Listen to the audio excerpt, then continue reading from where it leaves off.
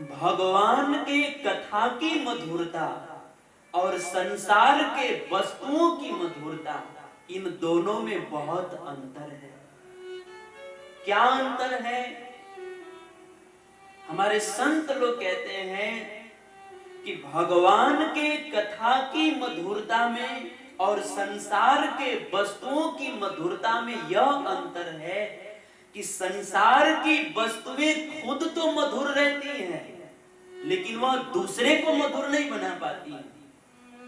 जैसे आम खुद तो मीठा होता है, लेकिन वो मिर्ची को मीठा नहीं बना पाता है।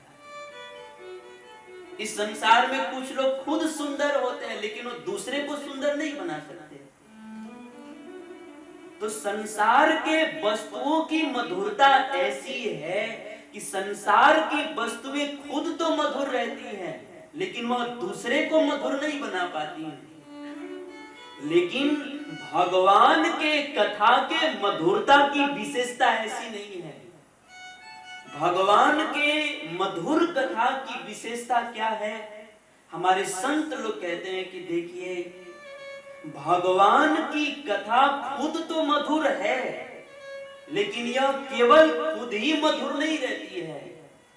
भगवान के कथा की मधुरता की विशेषता तो यह है ना कि भगवान की कथा खुद तो मधुर है ही, लेकिन इस भगवान की मधुर कथा को जो लोग सुनते हैं और जो बोलते हैं, भगवान की मधुर कथा इन दोनों को ही मधुर बना देती है।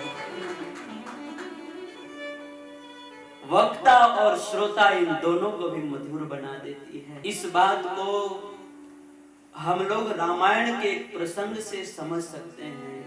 भगवान शिव जी माता पार्वती को कथा सुनाते हुए कहते हैं कि हे देवी, एक बार मैं जो है घूमते घूमते नीलगिरी पर्वत पर पहुंचा और वहां पहुंच करके मैंने एक अद्भुत दृश्य देखा। क्या कि वहां एक ऊंचे आसन पर बैठ करके एक कौवा जो है राम कथा कह रहा था, और उसके नीचे आसन पर बैठ करके बड़े बड़े हंस लोग कथा सुन रहे थे। सुनहि मति विमल मराला, कौवा राम कथा कह रहा था और हंस लोग सुन रहे थे।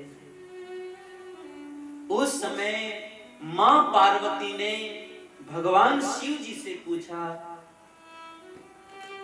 कि भगवान, जब कौवा राम कथा कह रहा था तब तो उसकी वाणी बहुत कर्कश होगी, बड़ी कठोर होगी।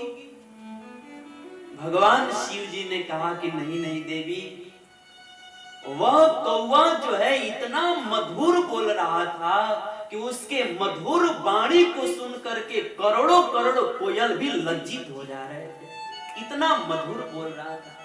बोले मधुर वचन तो कागा। उस समय मां पार्वती ने भगवान शिव जी से पूछा कि भगवान, आज तक तो मैंने यही सुना है और यही देखा है कि कौवा बहुत कर्कश बोलते हैं, लेकिन आप कह रहे हो कि वह मीठा बोल रहा था, तो भला आपकी वाणी झूठी कैसे हो सकती है? लेकिन मेरे मन में एक जिज्ञासा है कि उस कड़वा कर्कश बोलने वाले कौवे का कंठ मधुर कैसे हो गया?